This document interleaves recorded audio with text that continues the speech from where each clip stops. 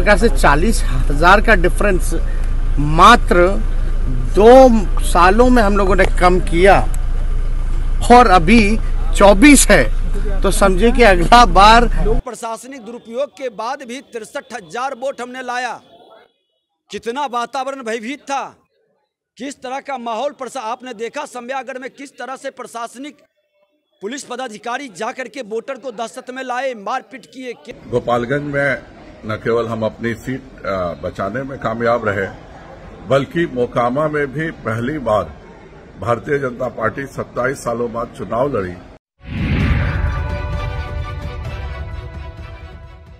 नमस्कार, इन खबर में आपका स्वागत है। देश के 6 राज्यों की 7 विधानसभा सीटों पर हुए उपचुनाव के नतीजे आ गए हैं। बीजेपी ने अपनी बढ़त बनाए रखी है, लेकिन सबसे दिलचस्प मुकाबला बिहार की 2 सीटों पे हुआ है। वो सीटें हैं मोकामा और गोपालगंज। दोनों पक्ष यानी कि महागठबंधन और एनडीए यानी बीजेपी अपने अपने जीत के दावे कर रही है और फूले नहीं समा रही है। लेकिन क्या है हकीकत, किसकी जमीन दरकी है और कौन जो है अपनी राजनीतिक झेप मिठा रहा है, इसी को जानने और समझने की कोशिश करते हैं। इसी क्रम में बात करते हैं उस गोपालगंज विधानसभा सीट की, जो कि लालू प्रसाद यादव के जनपद यानी गोपालगंज में ये चुनाव हुआ है। उनके कह सकते हैं गृह जनपद में ये चुनाव हुआ है। और अब की बार महागठबंधन में 7-8 दल हैं। सभी दलों की तरफ से आरजेडी ने उतारा था मोहन प्रसाद गुप्ता को, और बीजेपी ने जिस सुभाष सिंह के निधन से ये सीट खाली हुई थी, उनकी पत्नी कुसुम देवी को मैदान में उतारा था। ऐन मौके पे बीजेपी की तरफ से चिराग पासवान भी उतरे थे। उधर से जो है पूरे महागठबंधन के दल सपोर्ट कर रहे थे,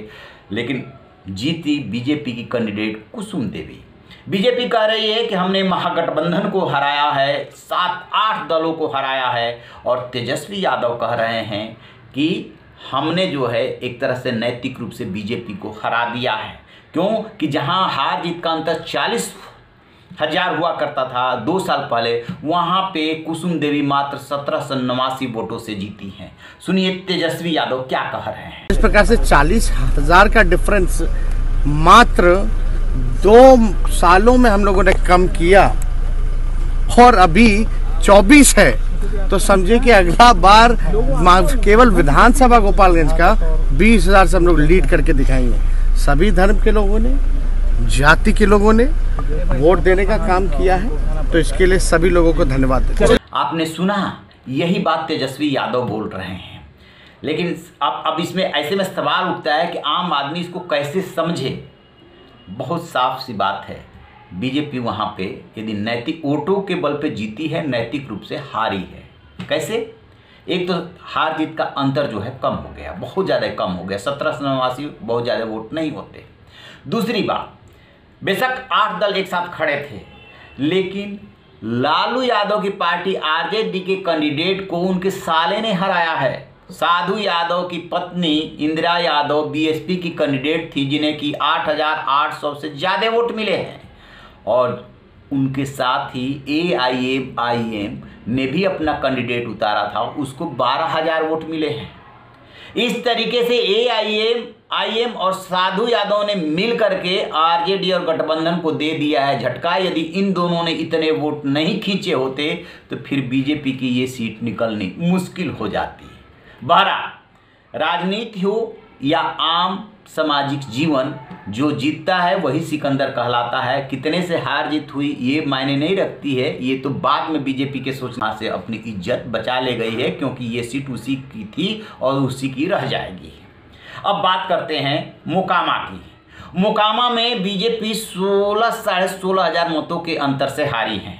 सोनम देवी, जो कि मोकामा वाले ललन सिंह हैं बाहुबली, उनकी पत्नी बीजेपी की तरफ से मैदान में थी, और उधर से अनंत सिंह, जिनको 10 साल की सजा की वजह से ये सीट खाली हुई, उनकी पत्नी जो है वो चुनाव मैदान में थी नीलम देवी। वो चुनाव जीत गई। ये सीट प्रतिष्ठा और बाहुबलियों की सीट बन गई थी। नीतीश कुमार कहीं भी प्रचार करने नहीं गए थे। अब इसमें क्या है कि आरजेडी और गठबंधन कह रहा है कि हम यहाँ से जीत गए, लेकिन बीजेपी ने अभी से ये ऐलान कर दिया है कि हम जो है अगली बार भी सोनम देवी को ही चुनाव लड़ाएंगे।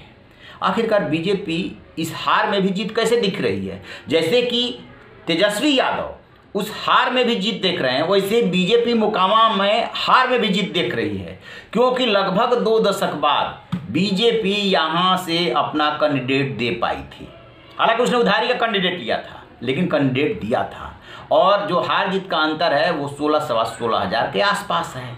तो बीजेपी को लग रहा है कि जिस अनंत सिंह, बाहुबली अनंत सिंह, छोटे सरकार अनंत सिंह को कोई चुनौती नहीं दे पाता था, उसने चुनौती दी, कमल ने चुनौती दी, लिहाजा इस हार में भी जीत है। और उनका कहना है कि हमने लगभग 42% वोट इस सीट पे लिए हैं, भूमिहारों में ही हो गई थी लड़ाई यहाँ पे।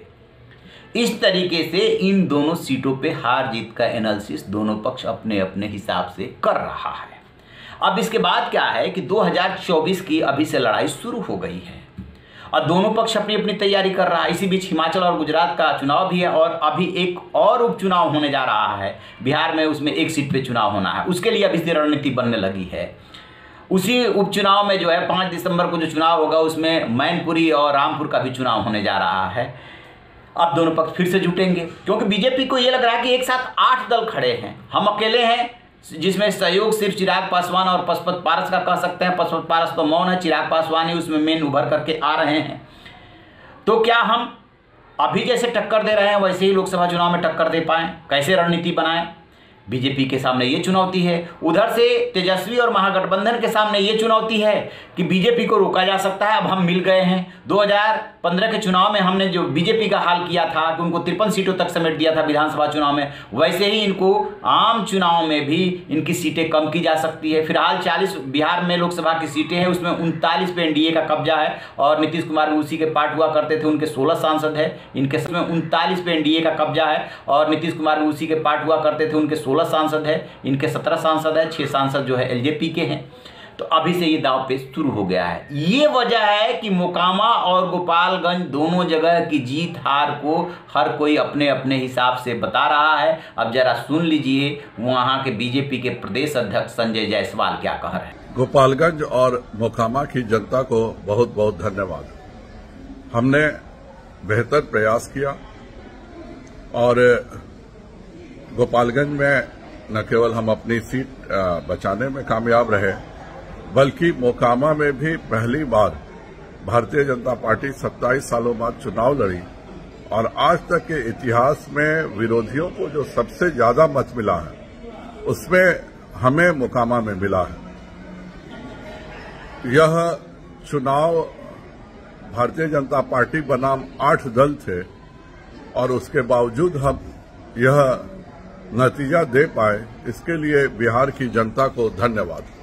अब विधानसभा में जो प्रतिपक्ष के नेता हैं उनको भी जरा सुनिए, काफी आक्रामक होकर के बोलते हैं विजय सिन्हा, और वो नीतीश कुमार के विरोधी हैं, उनको सुनिए कि वो कैसे इसकी एनालिसिस कर रहे हैं। प्रशासनिक दुरुपयोग के बाद भी 63,000 वोट हमने लाया। कितना वातावरण भयभीत था, किस तरह का माहौल आपने देखा समयागढ़ में, किस तरह से प्रशासनिक पुलिस पदाधिकारी जाकर के वोटर को दहशत में लाए, मारपीट किए, केस किए, महिलाओं के घर के अंदर घुस करके क्या माहौल बनाया था। मुख्यमंत्री खुद मोबाइल से सबको फोन कर रहे थे। हर समाज के लोग ने मोकामा में हम लोग को वोट दिया, तब 63,000 वोट आया है। पहली बार भारतीय जनता पार्टी को इतना बड़ा वोट और जनमत मिला है मोकामा में। लास्ट समय में चिराग पासवान का फैक्टर काम नहीं किया।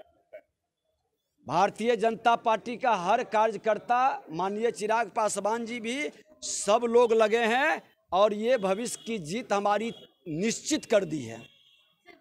तो जैसा कि आपने देखा और सुना, दोनों पक्ष खुश हैं। आप कह सकते हैं कि 50-50 पे मुकाबला छूटा है, लेकिन दोनों पक्ष के लिए इसमें चिंता की बातें हैं, सोचने की बात है, खास तौर से बीजेपी के लिए। अब देखते हैं कि वो आगे के लिए कैसे रणनीति बनाते हैं। रहिए बेखबर, देखते रहिए इन खबर। Thank you.